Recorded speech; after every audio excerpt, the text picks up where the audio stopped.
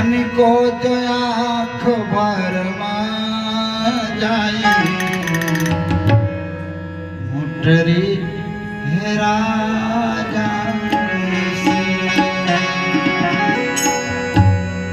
मोटरी के मतलब जन्म से लेकर बुढ़ापा तक जितना पाप पुण्य के गठरी बा तनिक लापरवाही में बेकार हो गई। अरे तनिको जो आँख भर मोटरी हेरा तनिको जो आँख भर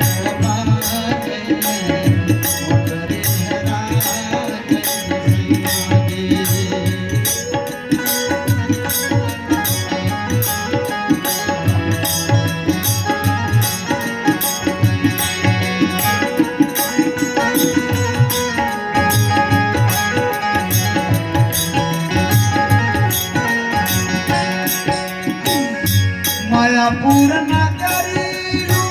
तेरा भक्त सवारी माया पूर्ण करी माया पूर्ण करी तेरा भक्त सवारी मोटरी हेरा तनिको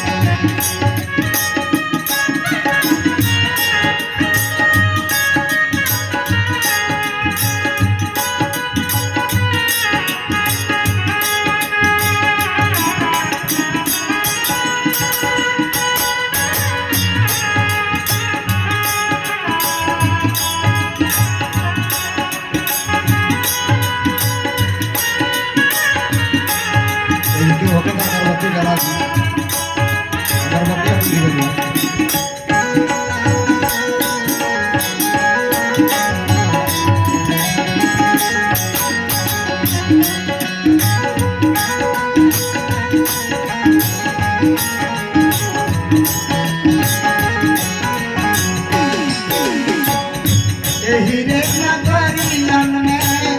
चोरवन के डेरा भगत नए हनी के बाट कौन डेरा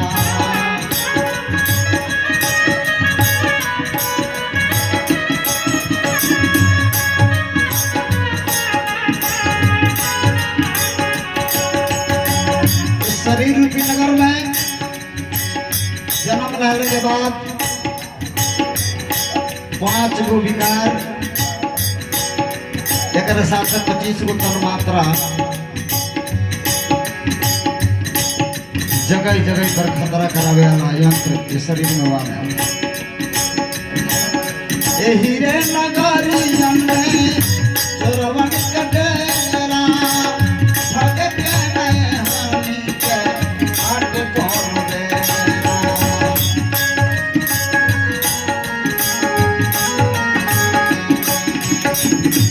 जाई हेराई बाकी एक धन न रोकी जाई हेराई बाकी एक धन न रोकी पलक पाई के करा जाई मोटरी हेरा जाई मैया जी तनिको जो आँख भर जाई मोटरी हेरा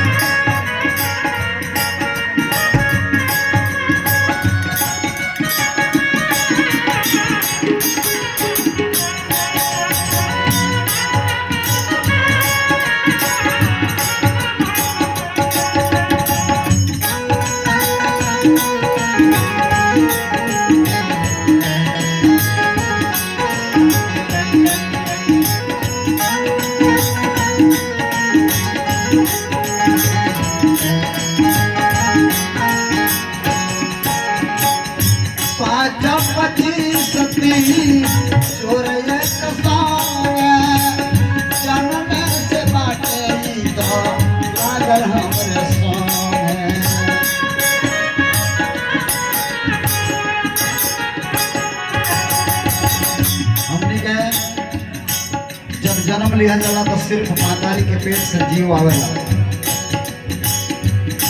आंख भी बंद रहेला, बनल व्यवस्था सब बा। बाहर निकलने के बाद आंख प्रवेश करेला, बोले वाला शक्ति 25 गो तन्मात्रा, 5 गो विकार, इस सब इंद्रिय 10 गो इंद्रिय मन समेत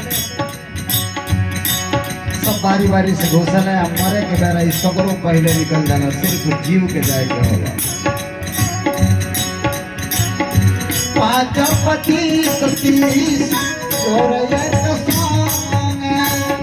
जन्म से बाटे तो लागल हमरे